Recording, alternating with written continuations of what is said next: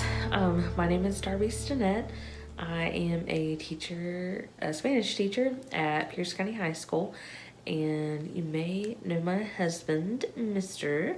Stinnett, and I'm here to read the first chapter of a really good book that I've read recently. I really like to read in the evenings, so like after work, I'll come home and hang out with our super cute little puppy down here, Ruby June, and we got her name from a book actually that we read a little while ago, a couple years ago, and I like to go to the Y and play pickleball and stuff, or go for a walk with her. And then at night, I really like to read before I go to bed, so just to kind of unwind. Ruby, you want to come up here? Nope. Okay, so I'm going to read the first chapter of this book called Lizzie Bright and the Buckminster Boy. It's by Gary Schmidt, and this book is a Newbery Honor book. So this is the cover. It's a cool cover. It might not mean a lot to you right now, but if you read the book, then the cover will totally make sense. So, yep. There's that. All right, and so this is chapter 1 of Lizzie Bright and the Buckminster Boy. Hope you enjoy it. So, Turner Buckminster had lived in Phippsburg, Maine for 15 minutes shy of 6 hours. He had dipped his hand in its waves and licked the salt from his fingers. He had smelled the sharp resin of the pines. He had heard the low rhythm of the bells on the buoys that balanced on the ridges of the sea. He had seen the fine clapboard parsonage beside the church where he was to live, and the small house set a ways beyond it that puzzled him some. Turner Buckminster had lived in Phippsburg, Maine for almost 6 whole hours. He didn't know how much longer he could stand it. Maybe somewhere out west there really were territories that he could light out to, where being a minister's son wouldn't matter worth a darn. He hoped so, because here, being a minister's son mattered a whole lot, and pretending that it didn't matter to him was starting to peg at his soul. He didn't have to admit that their arrival had something to do with it. Every member of Phippsburg's First Congregational, as well as lost reprobates from other denominations, had gathered to greet the new minister and his family. A quartet of slick trombones played a Sousa march at the steamer Kenbeck, came in sight of the wharf. A red, white, and blue welcome banner unfurled at the end of the dock. "Welcome, Pastor Buckminster." The church deacons stood properly at the foot of the gangway, their hands grasping the lapels of their dark suits, their hats lifting in unison as soon as Mrs. Buckminster appeared on deck. A cheer at the side of the new minister, the quartet sliding into "Come ye that shall love the Lord," and the bronze bells of First Congregational suddenly tolling. Then the three of them had stepped onto the shore of their new home, and the deacons grabbed their new pastor's arms, and the women of the ladies' sewing circle of First Congregational grabbed their new pastor's wife's arms, and Turner stood alone at the edge of the dock, faced by the sons and daughters of the deacons and the women of the ladies' sewing circle. Not a single one of them grabbed his arms. They looked at him as if he'd stepped into something they didn't want to be around. He held up his hand. "Hey," he said, but it appeared that what he had heard in Boston was true. Folks in Maine spoke a whole different language and didn't care for those who couldn't speak it themselves. That was the first time Turner thought about lighting out for the territories. Though things did get better, the ladies' sewing circle set out a picnic with enough cold chicken, cold pork, German potato salad, hard-boiled eggs, cucumbers, tomato slices, dill pickles, bacon strips, ham and butter sandwiches, apple cranberry muffins, rhubarb muffins, gooseberry muffins, and strawberry and boysenberry preserves to feed the 5,000. And after Deacon Hurd had prayed long enough to aggravate the prophet Elijah, Turner sat down and began to think that maybe Phippsburg wasn't going to be such a bad place after all, once he learned the language.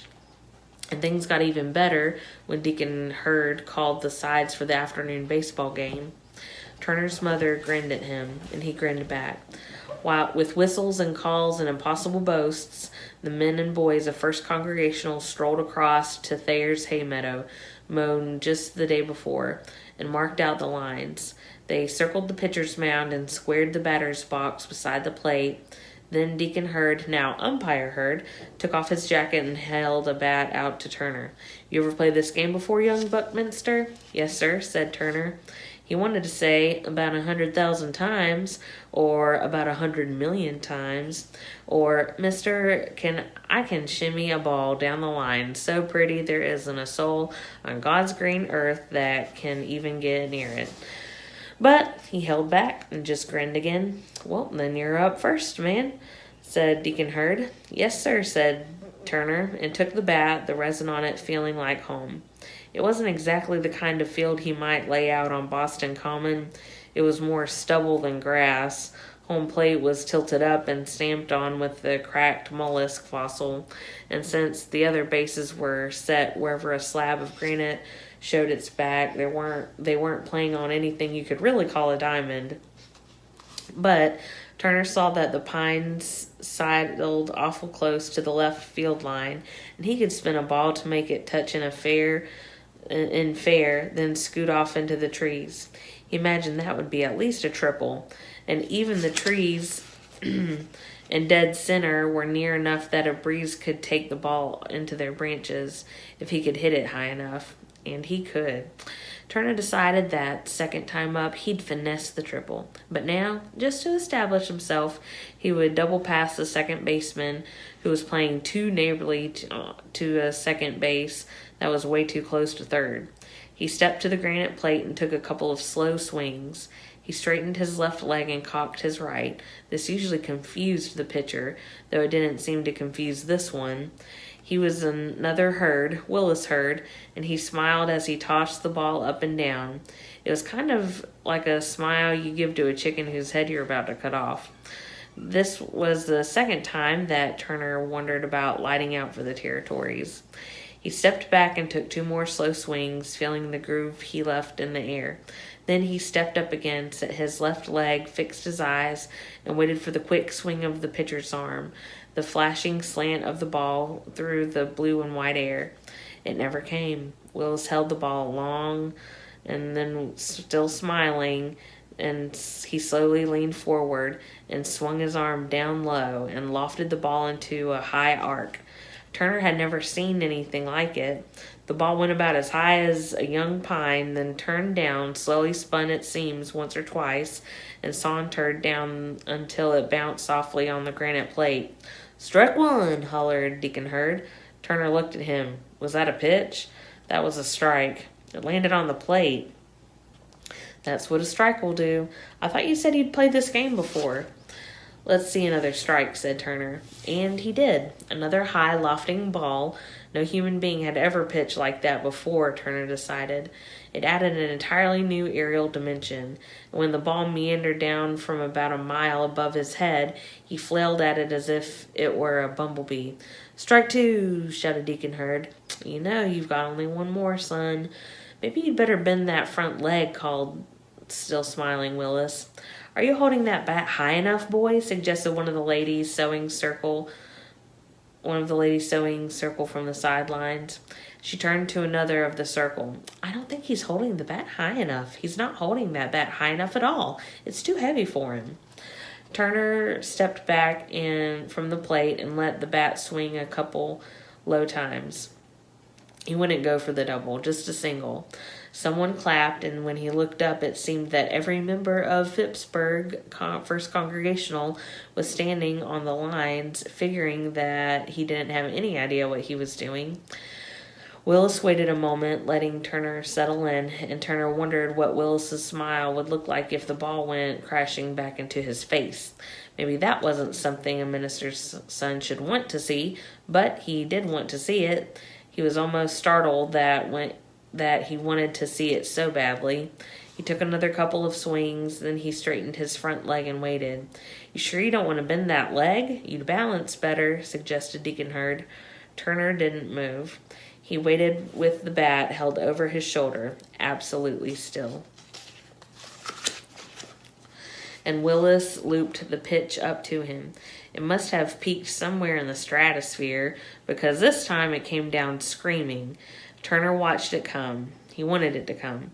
The ball was big and fat, getting bigger and fatter, and he knew that when he swung at just the right second, he would shoot it out into center.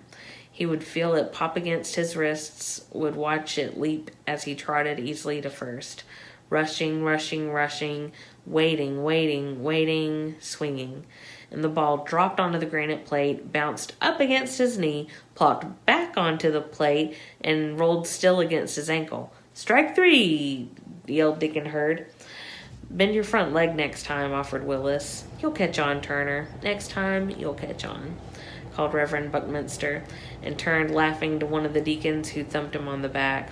Turner looked away from his father. He handed the bat to Deacon Hurd and sat down on the grass. No one else struck out the rest of the inning. No one else struck out the rest of the game except Turner. He never could time the descent of the ball. It always seemed to cheat on him. In Boston, baseball was honest. The pitcher threw as hard as he could. The ball came flat and fast, or maybe spinning into a curve, but still fast. Here it just seemed to hang in the currents of the air until it found the convenient moment to plop onto a granite plate. No matter how he timed the thing, he was always off, and the most he could manage was a weasel of a hit that looped back to the pitcher's glove. "Good, Turner, you got it back to me," said Willis. "That's the way," added Reverend Buckminster. Turner thought he might as well die right then and there. It was probably too much to hope for the apocalypse. And so his first failure in Phippsburg. He suspected he'd hear about it for a long time. That first night, while the congregation sat around the hay meadow eating the ice cream Mr. Newton and Mrs. Newton and all the little Newtons had brought from their grocery store, he heard about it from the ladies' sewing circle. "Turner, don't you think you need a little lighter bat? That one is so heavy for a boy your size." While bits of light flittered around so thickly that Turner could not tell which were fireflies and which were sparks, the sea breeze kicked up from the blue-gold logs.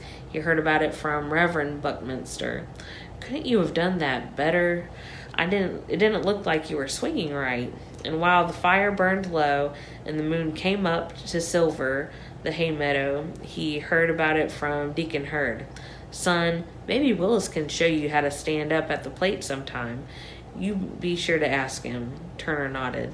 He'd be sure to ask Willis about standing up at the plate sometime in the next millennium.